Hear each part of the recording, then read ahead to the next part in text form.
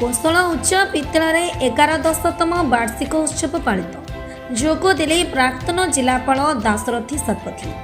सुवर्णपुर जिलार अग्रणी शिक्षानुष्ठान कोशल उच्च विद्यालय 11तम वार्षिक उत्सव महासमारोह पालित हुई गत काली उद्यापित हो जाइछि।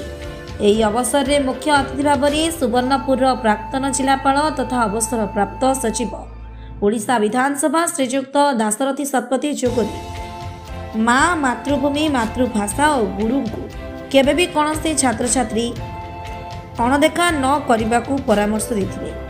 ରାଜ୍ୟ ତଥା ରାଜ୍ୟ ବାହାରେ ଏ ସୁବର୍ଣ୍ଣପୁର ମାଟିର ପିଲା ବିଭିନ୍ନ କ୍ଷେତ୍ରରେ ପାରଦର୍ଶିତା ଦେଖାଇ ए माटीर गौरव अर्जन करती और ए माटी पानी पवन कला संस्कृति लोकों आचार व्यवहार को मुझे भूली पारिबिनी बोली श्री शतपथी कही।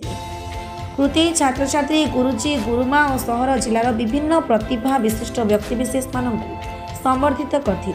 सम्मानित अतिथि भाव में सोनपुर उपजिलापाल डॉक्टर सौम्य रूपारथ, उपदेष्टा श्रीजुक्त अभिमन्यु कुशल, विद्यालय सभापति श्रीजुक्त श्री वत्स मल्लिक, उपसभापति श्रीजुक्त प्रफुल्ल कुमार नायक प्रमुख उपस्थित रही।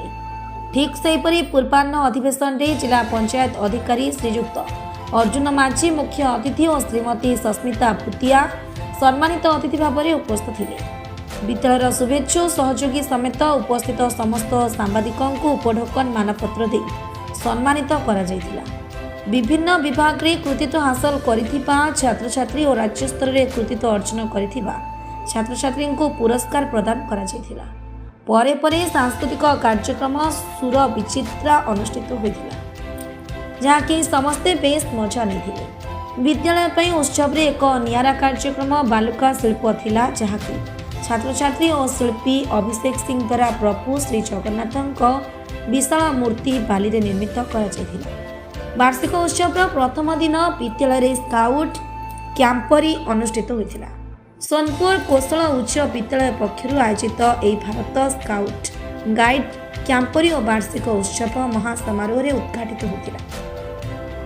यह उत्सव में मुख्य अतिथि भाव में सुवर्णपुर एसपी श्री नारायण नायक और सम्मानित अतिथि भाव एडीएम अंजलिना प्रधान, समाजसेवी श्री वत्स मल्लिक जोगदेई छात्र छात्री और अभिभावकों को उत्साहित करथिले। छात्र छात्री द्वारा उभय दिवस में अतिथि मानक भव्य स्वागत संबर्धना ज्ञापन करा जायतिबा बेले छात्र छात्री द्वारा सांस्कृतिक कार्यक्रम और परिवेश सुरक्षा उपर सचेतनता नाटक परिवेषण करा जायतिला, जहाँकि उपस्थित समस्त छात्र छात्री अभिभावक बुद्धिजीवी मन छुआ थिला।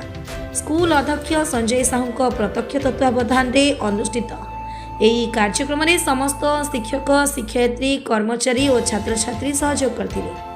विद्यालय उपदेष्टा मनोरंजन त्रिपाठी, पीताम्बर महापात्र, लड्डू किशोर मल्लिक उत्सव समस्त कार्यक्रम में सहयोग करथिले।